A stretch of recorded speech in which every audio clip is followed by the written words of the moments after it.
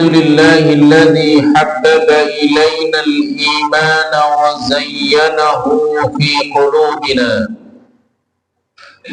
وكره إلينا الكفر والفسوق والعصيان وجعلنا من الراشدين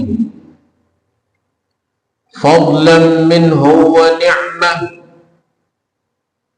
سبحانك ربي سبحانك لا علم لنا إلا ما علمتنا إنك أنت العليم الحكيم ولا فهم لنا إلا ما فهمتنا إنك أنت الجواد الكريم. أشهد أن لا إله إلا الله وحده لا شريك له له الملك والملكوت وله العزة والجبروت وهو الحي الذي لا يموت.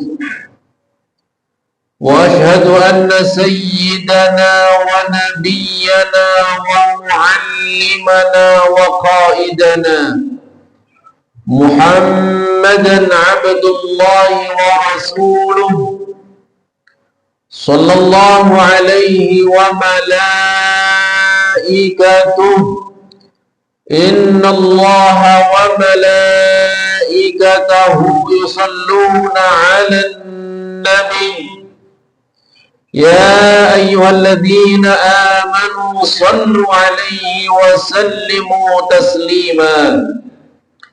فأصلي وأسلم على أفضل الخلق أجمعين وعلى آله وأصحابه ومن نهج نهجه واستنى بسنته وقتفى أثره إلى يوم الدين. أما بعد فيا أيها المسلمون أوصيكم ونفسي بتقوى الله وقد فاز المتقون. وقد قال الله تعالى في محكم كتابه أعوذ بالله من الشيطان الرجيم يا أيها الذين آمنوا اتقوا الله حق تقاته ولا تموتن إلا وأنتم مسلمون. معاشر المسلمين وزمرة المؤminin rahimakumullah.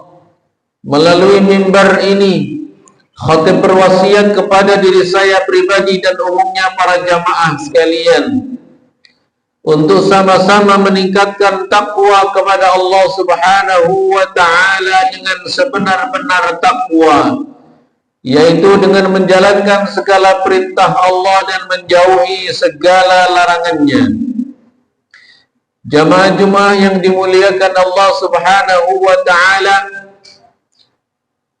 silsilah mengenang perjalanan hidup baginda Nabi Muhammad sallallahu alaihi wasallam, memperingati hijrah Rasulullah sallallahu alaihi wasallam yang diperingati dengan perubahan tahun di dalam Islam yang dinisbatkan kepada peristiwa hijrah agung baginda Nabi Muhammad sallallahu alaihi wasallam dari Masjidil Haram, dari Makkah menuju kota Madinah Al-Munawwarah yang dimuliakan Allah Subhanahu wa taala. Peristiwa hijrah baginda Nabi Muhammad sallallahu alaihi wasallam banyak dijadikan sebagai klasifikasi di dalam dakwah dan juga klasifikasi di dalam kajian ilmu Al-Quran. Kalau kita mempelajari ulumul Quran, maka kita akan menemukan surah ataupun ayat yang diturunkan sebelum hijrah Nabi Muhammad sallallahu alaihi wasallam yang disebut dengan surah Makkiyah. Adapun surat ataupun ayat yang diturunkan setelah hijrahnya Nabi Muhammad sallallahu alaihi wasallam disebut sebagai surah Madaniyah. Kalau kita membaca Al-Quran, maka kita akan menemukan surat Makkiyah, surat Madaniyah.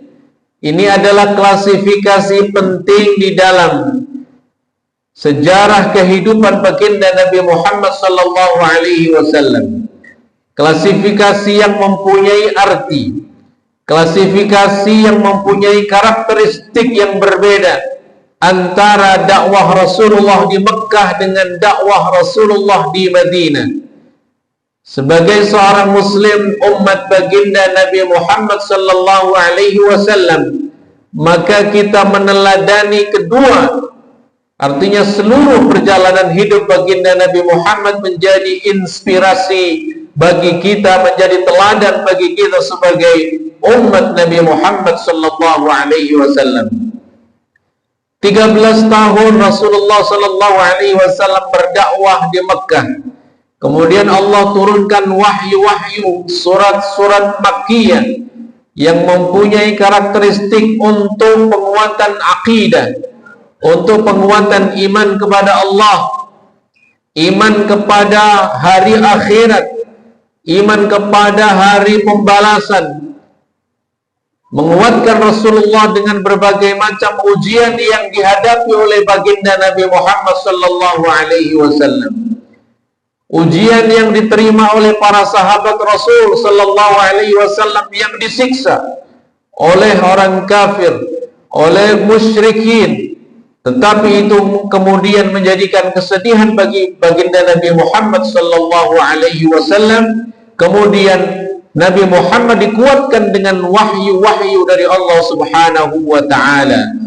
Maka itulah kenapa di antara hikmahnya Al-Quran diturunkan kepada Nabi Muhammad secara berangsur-angsur, tidak langsung sekaligus 30 juz, tetapi diturunkan secara bertahap, mengikuti proses perjalanan hidup, perjalanan dakwah Nabi Muhammad sallallahu alaihi wasallam untuk menguatkan baginda Nabi Muhammad sallallahu alaihi wasallam sebagaimana yang Allah sebutkan di dalam Al-Quran, kadzalika linutsabbita bihi fuadak. Kami turunkan Al-Quran secara berangsur-angsur untuk mengokohkan engkau Muhammad, mengokohkan hatimu Muhammad. Jamaah sekalian yang dimuliakan Allah Subhanahu wa taala, kita tahu bahwa ujian yang dialami oleh baginda Nabi Muhammad sallallahu alaihi wasallam selama 13 tahun berada di kota Mekah sungguh sangat berat. Sebelumnya Rasulullah sampai kemudian hijrah mencari tempat lain ke Habasyah sampai 2 kali. Kemudian juga hijrah ke Taif. Ternyata di Taif dilempari batu oleh orang-orang musyrikin, dan kemudian berdoa kepada Allah Subhanahu wa taala, dan kemudian Allah perintahkan beberapa tahun berikutnya untuk hijrah ke Madinah. Maka peristiwa hijrah ke Madinah dijadikan sebagai tonggak sejarah oleh Khalifah Umar ibn al-Khattab, dinisbatkan sebagai kalenderisasi di dalam Islam, tahun baru di dalam Islam, dinisbatkan kepada peristiwa hijrahnya Nabi Muhammad sallallahu alaihi wasallam dari Makkah menuju Madinah. Karena di sini terjadi perubahan yang besar di dalam umat Islam, perubahan yang besar di dalam dakwahnya Nabi Muhammad sallallahu alaihi wasallam. Selama di Makkah 13 tahun, kaum muslimin begitu dengan sabarnya menerima begitu banyak cobaan, ujian, ancaman pembunuhan. Tetapi ketika Rasulullah hijrah ke Madinah, hanya dalam 1 tahun saja, kemudian Rasulullah diizinkan oleh Allah untuk mempertahankan diri. Maka terjadilah peristiwa yang disebut dengan Ghazwatu Badrin Al-Kubra. Perang Badar terjadi pada tahun kedua Hijriah, artinya setelah 1 tahun usia hijrah Nabi Muhammad di Madinah, Rasulullah sudah diizinkan untuk mempertahankan diri, untuk menjaga marwah, menjaga harga diri dengan disyariatkannya perang di dalam Islam, untuk menjaga Islam, untuk menjaga agama Allah Subhanahu wa taala. Diriwayatkan jumlah kaum muslimin yang ikut serta di dalam perang Badar saat itu berjumlah 313 orang. Satu tahun berikutnya kemudian terjadi perang Uhud namanya. Di dalam perang Uhud kita tahu Rasulullah sallallahu alaihi wasallam ditantang oleh kaum musyrikin yang mereka mengalami kekalahan di dalam perang Badar, dan kaum muslimin berada di dalam euforia kemenangan dalam perang Badar, kemudian memohon kepada Rasulullah untuk menyambut, menerima tantangan itu dan keluar dari Madinah untuk menuju ke bukit Uhud. Tetapi Rasulullah secara pribadi, Rasulullah tidak ingin berperang. Rasulullah secara pribadi ingin untuk bertahan di Madinah saja. Tetapi para sahabat di dalam musyawarah bersama dengan Rasulullah, semangat para sahabat luar biasa untuk mempertahankan Islam, menjaga harga diri Islam. Akhirnya Rasulullah mengikuti hasil musyawarah. Suara mayoritas para sahabat menginginkan untuk berperang. Akhirnya Rasulullah sallallahu alaihi wasallam dalam musyawarah itu memutuskan untuk keluar dari Madinah menuju ke bukit Uhud untuk mengikuti hasil musyawarah bersama dengan para sahabat. Jamaah-jamaah yang dimuliakan Allah Subhanahu wa taala, ada pelajaran yang penting di dalam musyawarah penentuan perang Uhud ini. Betapa di dalam perang Uhud Rasulullah sallallahu alaihi wasallam hampir terjadi kekalahan dan Rasulullah hampir terbunuh. Rasulullah terjatuh dan giginya patah, dan kemudian diselamatkan oleh para sahabat, sampai orang-orang kafir Quraisy mengatakan bahwa mereka telah mendapatkan kemenangan. Tetapi Rasulullah sallallahu alaihi wasallam tidak pernah menyalahkan bahwa itu bukan keinginan Rasulullah secara pribadi, tetapi karena itu adalah hasil musyawarah, maka Rasulullah terus memberikan semangat kepada para sahabat, memberikan motivasi kepada sahabat bahwa seandainya Allah hari ini memberikan ujian berat kepada kita, tentulah ini semuanya adalah ujian dari Allah Subhanahu wa taala. In tamsaskum qarhun faqad massal qauma qarhun mithluh wa tilkal ayyamu nudawiluha bainan nas. Inilah motivasi yang diberikan oleh Rasulullah kepada para sahabat. Jika kalian hari ini mendapatkan keberatan, mendapatkan ujian yang berat, mendapatkan kekalahan, sesungguhnya mereka juga mengalami hal yang sama tahun lalu. Wa tilkal ayyamu nudawiluha bainan nas. Hari-hari itu Allah pergilirkan di antara manusia. Siapa yang mengambil pelajaran, kemudian dia berubah, kemudian dia bangkit, maka dia akan mendapatkan kemuliaan dari Allah Subhanahu wa taala. Tetapi ada kemenangan yang diraih oleh Rasulullah sallallahu alaihi wasallam. Dalam perang Uhud ini, jumlah kaum muslimin yang ikut serta adalah jumlahnya 1000 orang. Dari sini kita bisa melihat terjadi lompatan capaian orang-orang yang masuk ke dalam agama Allah Subhanahu wa taala dalam satu tahun mencapai 300%. Meskipun di sana menghadapi orang-orang munafiqun 250 atau 300 diantaranya mereka tidak jadi ikut dalam perang Uhud. Ada Rasulullah diperlihatkan oleh Allah betapa di antara orang-orang itu ada kelompok yang disebut dengan al-munafiqun. Maka di Madinah Rasulullah menghadapi tidak hanya orang-orang kafir Quraisy, tetapi menghadapi orang-orang munafik, termasuk juga orang-orang Yahudi yang ada di Madinah yang dihadapi oleh Rasulullah sallallahu alaihi wasallam. Tahun berikutnya terjadi perang Ahzab, Ghazwatul Ahzab. Jumlah kaum muslimin yang ikut perang dalam perang Ahzab naik menjadi 3000 orang. Kembali naik sebanyak 300% dari capaian dakwah yang dilakukan oleh baginda Nabi Muhammad sallallahu alaihi wasallam. Dan tahun ke-8 pada peristiwa Fathu Makkah, kaum muslimin sudah berjumlah 10.000 kaum muslimin jumlahnya yang ikut serta di dalam Fathu Makkah, menaklukkan kota Makkah. Ini pelajaran-pelajaran yang penting yang perlu kita ambil pelajaran dari peristiwa sejarah perjalanan hidup dan dakwah baginda Nabi Muhammad sallallahu alaihi wasallam. Kita terus mewarisi dakwahnya, melanjutkan dakwahnya Nabi Muhammad menyebarkan agama Allah kepada siapapun dengan damai, dengan kelembutan, dengan rahmat, karena Islam adalah sesuai dengan namanya salam kedamaian, salam keselamatan, rahmatan lil alamin. Barakallahu li wa lakum fil Qur'anil azim wa nafa'ani wa iyyakum bima fihi minal ayati wa dzikril hakim wa taqabbalallahu minna wa minkum tilawatahu innahu huwat tawwabur rahim.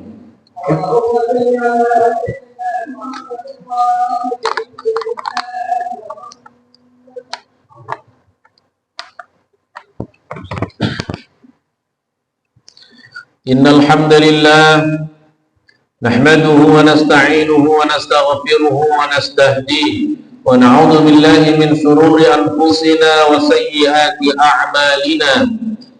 Innahu man yahdihillahu fala mudilla lahu wa man yudlilhu fala hadiya lahu. Ashhadu an la ilaha illallah wahdahu la sharika lahu wa ashhadu anna sayyidana wa nabiyyana Muhammadan abduhu wa rasuluhu la nabiyya ba'dah. Allahumma salli ala sayyidina Muhammad wa ala ali sayyidina Muhammad kama sallaita ala sayyidina Ibrahim wa ala ali sayyidina Ibrahim wa barik ala sayyidina Muhammad wa ala ali sayyidina Muhammad kama barakta ala sayyidina Ibrahim wa ala ali sayyidina Ibrahim في العالمين إنك حميد مجيد.